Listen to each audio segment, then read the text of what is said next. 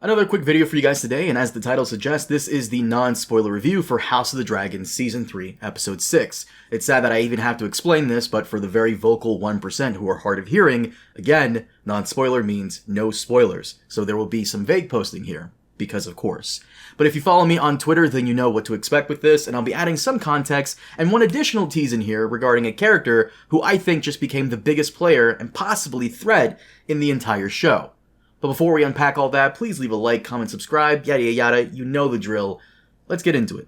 So first and foremost, did I like the episode? Yes, I did. But also keep in mind that I don't need constant battle scenes to be entertained. A 4-minute scene like the gas station one from No Country for Old Men satisfies me more than 20 minutes of battle sequences. I've noticed a lot of people have been complaining that the show has been trudging along, and while that is fair, I personally don't need jingling keys to be entertained.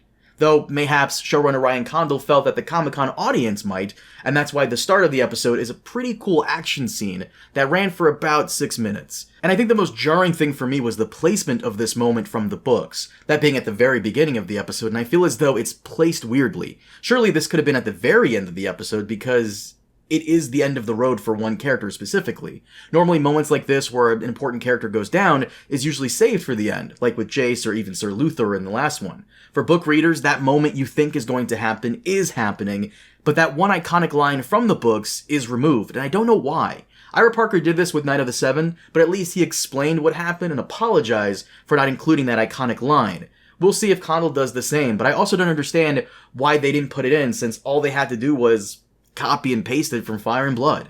The books have some amazing lines that the show sometimes removes for whatever reason. George grew the potato, cut it, fried it, and salted it, and all they had to do was put the fries in the bag, but they just couldn't for some reason. But that one thing aside, I liked the scene. I thought it was done well, the fighting was very brutal, and it felt like a fitting end for this one character. Very well done. But also in my tease, I said the season is poorer for giving so little screen time to those awesome side characters we saw in the first few episodes. Our mains are fine, but I can't help but wish this war was more of a war and less council meetings and monologues. And don't get me wrong, what I said earlier about the jingling keys is still true, but they did tout this as a season of conflict, and so far we've gotten 2/3 of Gullet, Fish Feed off screen, and now this moment here at the beginning of the episode. For a show about a civil war, there's a lot less of it going around, which is weird. Even Game of Thrones knew to sprinkle in conflict here and there. House of the Dragon seems more focused on trying to do everything but that. I don't know if this is a failure on the writers or HBO for not giving them enough money, but we'll revisit this when the season is over.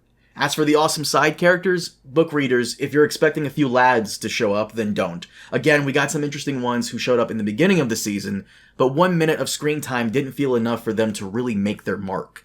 Judging by the trailer, it felt like they were introducing a bunch of new characters we should watch out for, but so far they're glorified cameos, at least in this episode.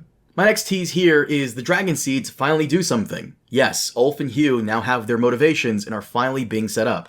I was thinking that maybe they should have had more scenes sprinkled throughout the season to give their storylines an extra bite and make it make more sense. And I think this episode does that the best it can do that. Verdict is still out on how it'll land when all is said and done, but honestly, I'm just happy they're finally moving that along. But Hugh, more so than Ulf, specifically gets more screen time, and I don't mind it. As far as I'm concerned, it's better than the book version where he just seems like the Diet Coke version of the Mountain with a bit more ambition. Next up here is Ryan Condal loves to remind you that he read Fire and Blood. For some reason, people love to say that he hadn't, and I understand that many showrunners do not care about the material they adapt, and they do their own thing. The showrunner for Netflix's The Witcher comes to mind.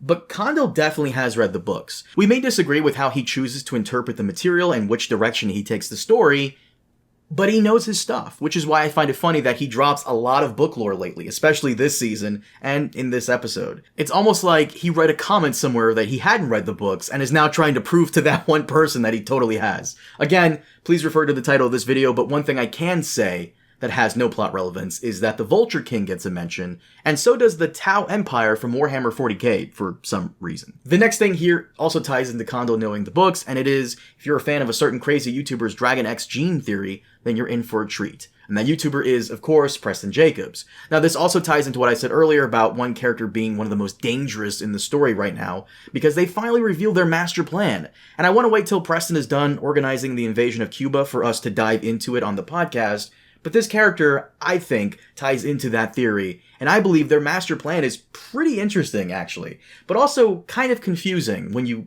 bring up the fact that in Season 2, it felt like they had other goals in mind, but now those goals are suddenly different, maybe? If this was always the plan, then I hope they explain why they spent all of Season 2 not working towards this goal. But let's just say, if Rhaenyra knew about this, she would gather every single person she can, every soldier, every house, every asset she has, and destroy this person utterly and completely. They are that much of a threat, and I'm excited to see where Condal takes this storyline and how it resolves. Especially when you consider Fire and Blood does not tell us what happens to this person when all is said and done. Maybe when George writes Part 2.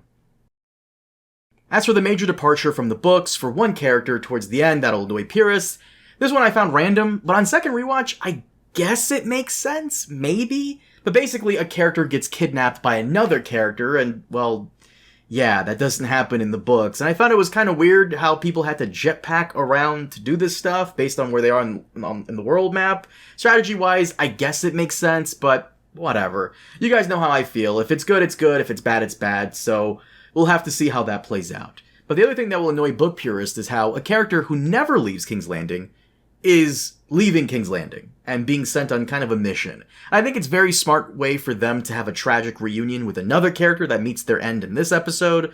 I don't know what they're doing, but I wouldn't be surprised if this person on their mission ends up seeing that other character's head on a spike. I suspect that that's probably what they're trying to do, but we'll see.